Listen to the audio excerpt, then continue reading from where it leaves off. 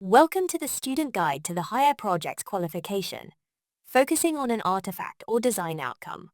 We are Pearson EdXL, and we can't wait to share with you support to get you on the right track to a successful HPQ. Any HPQ, whether it is a report, a performance, or an artifact, begins with you choosing a project and coming up with a plan of what you want to do. This is your chance to really think hard about what you enjoy doing, what you would like to achieve, and anticipate any challenges or risks you might discover along the way. Throughout the project you will record all of the activity you do and constantly refer back to your original plan. Carry out research and apply it to your project outcomes. And towards the end of the project, you will be reviewing and analyzing everything you learned or discovered along the way. You will finish by arriving at a conclusion about how the project went, and also how well you performed during your project. An HPQ is a great qualification for students who want to develop and showcase their skills. Projects typically involve the same steps, whether you are doing a project in school or working on a project in industry. The steps include choosing, planning, and managing the project from start to finish, researching relevant information that helps you understand the topic or area of focus you are exploring, and applying this to your project, applying different skills throughout the project. Skills like creativity to come up with new ideas, critical thinking to scrutinize information, or simply time management to make sure you finish on time. And lastly, a review of the project and the outcomes as a whole, including your own performance. Projects qualifications are assessed against 4 assessment objectives, referred to as AOs. For AO1, you will be assessed on how well you choose, plan, and manage your projects. To begin with, you need to select an appropriate topic. This needs to be something you feel passionate about or interested in. There is nothing worse than losing interest in your projects halfway through. Once you have a topic, it's useful to create a working title. For an artifact, this is often phrased as a brief, such as design and make a mask for a character in a play, or redesign an everyday object to make it more fashionable.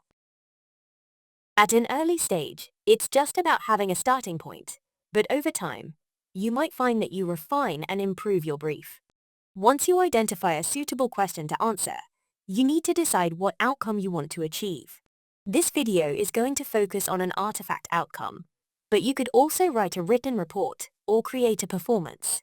The choice is yours. Once you feel like you have a title in mind, you should speak to your teacher or tutor and begin filling in your first document called the project proposal form.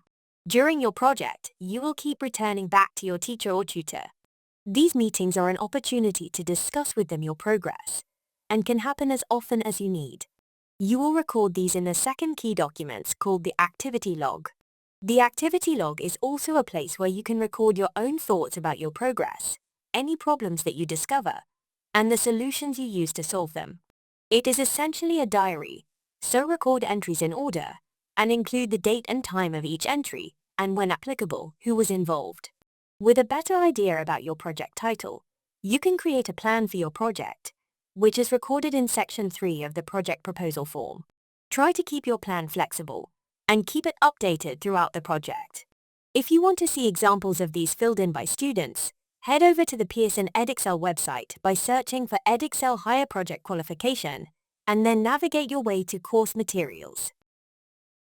In summary, AO1 is where you will be assessed on how well you choose, plan, and manage your project, and you will showcase your evidence for this in the project proposal form and the activity log.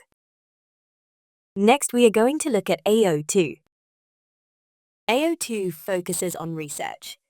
For this assessment objective, we are looking at how well you gather research and how well you apply it to your project.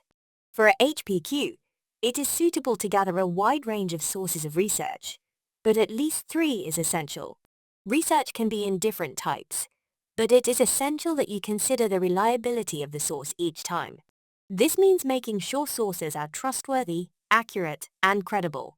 Using the internet to find articles, blogs, or news reports is one really useful source of information, but there will be a lot of choice. Interviewing a person is a very different type of source, and choosing the right person to speak will be essential. Depending on your project, you will want to decide on the most suitable research approach. For example, there might be lots of articles and academic papers available on the topic you are interested in, but less opportunity to speak to people through an interview or focus group. Similarly, your topic could be very contemporary, and speaking to people is the best source of information, especially if that person is an expert or has lived experience. When we source information ourselves from people, this creates new information that is original, i.e., no one else has done it. This is known as primary research. If we source information from research other people have done, this is known as secondary research. Your challenge is to decide and choose the right sources. Part of managing your project is recording your sources of research. If you are finding information online or in books, it's important to provide a record of where you found it. This is known as referencing, and is often recorded in a list called a bibliography. If you source information from conversations, interviews, observations, or similar, you need to record this in your activity log, noting what you did, where you did it, and when it took place. Here are some types of research you might want to consider for your project. As you can see, there are a lot. The main thing to remember is that different sources will be more or less useful to your project, and you should be critical about which you include in your work. In summary, AO2 is where you will be assessed on the research you carry out and how you apply it to your project. Your evidence will be written evidence which complements your recorded performance, but a record of your research will be essential to assessing you, which will include a bibliography or drawn from your activity log, depending on what research you do. Next, we are going to look at AO3. AO3 is all about selecting and applying skills to complete the project. This is your project outcome, and in this case, is your artifact. If you were creating a performance, your project outcome would be the performance you create, whilst a HPQ taking a written report approach would have an extended written piece of work as the project outcome. When considering your project outcome, it's important to explore different ways of solving the problem or answering the question. Students sometimes fixate on the outcome early on, but a key part of the project is to consider alternative ways of achieving something. Try to remain critical and evaluate possible alternative answers and outcomes to your project wherever possible, even if you ultimately produce the outcome you first decided upon at the start of the project. The assessment of AO3 is looking at what your project is about, what you did throughout the project, which will all be documented in your activity log, and the results or outcomes you achieved. Any writing you produce to complement your artifact will likely be used to present your thoughts and ideas throughout the projects. Even though your artifact is the main piece you're creating, it is important to give anything written the same care and attention. Just like when you read a book, an article online, or a newspaper, using a structure to your writing helps to present the information in a way that aids the reader, in this case, your assessor. Written work needs to have the following: headings and sections, paragraphs, a title page at the start, a contents page setting out the different sections, page numbers, labeling whenever you include a photograph, diagram or table, a font size that is suitable to read, and a font style that is comfortable for the reader, footnotes at the base of the page, and references. All of these are typical of written work. But if you want to learn more, it is worth reading a little about each one, or asking your teacher to help you. Software like Microsoft Word or Google Docs will be able to create these for you and help you to present your written work in the best way. When your outcome is an artifact or design, it is important to provide a supporting presentation, such as a sketchbook or digital portfolio, which includes some or all of the following: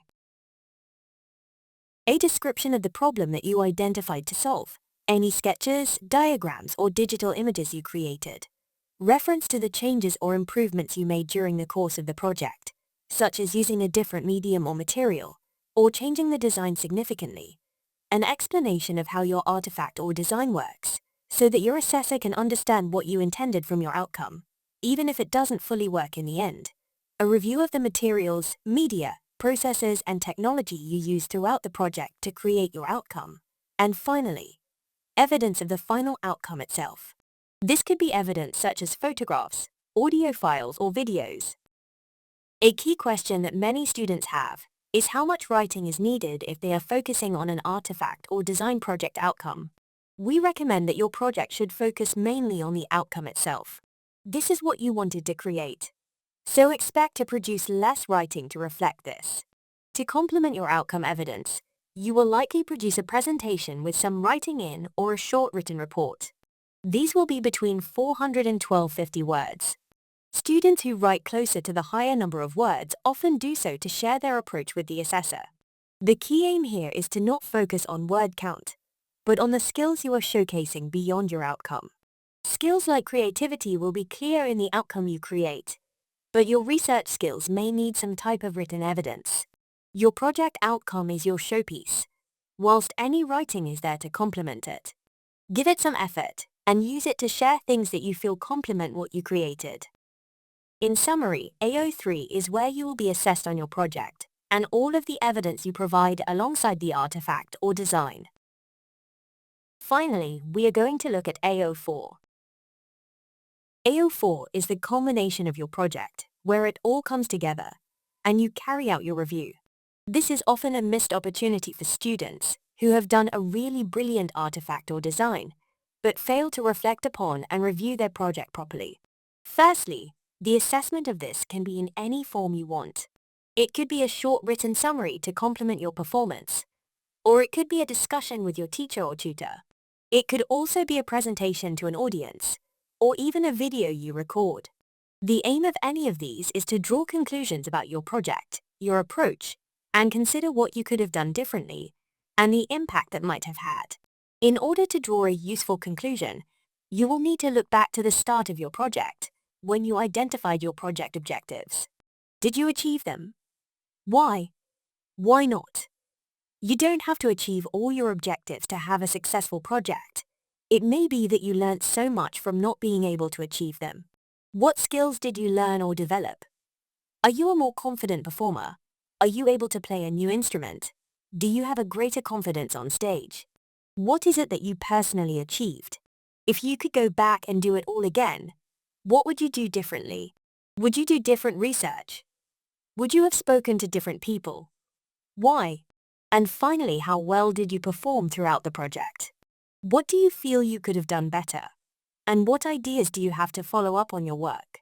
It is always great to hear when students have found a passion for a topic or area of interest, and also great to hear where they want to keep going, possibly onto an HPQ in the future. In summary, AO4 is your chance to review your project and your personal performance throughout the project. It can be part of your shorter report, or separate. If you decide to do a presentation, it does not need to be recorded, but your assessor will need to complete an observation form to document the activity for you. This concludes this presentation about a higher project's qualification taking an artifact or design approach. If you want to see examples of student artifact and design work, read more about HPQs, or download the various forms ready to start your projects, head over to the Pearson Edexcel website by searching Edexcel Higher Projects Qualification and navigating to course materials. Good luck on your projects!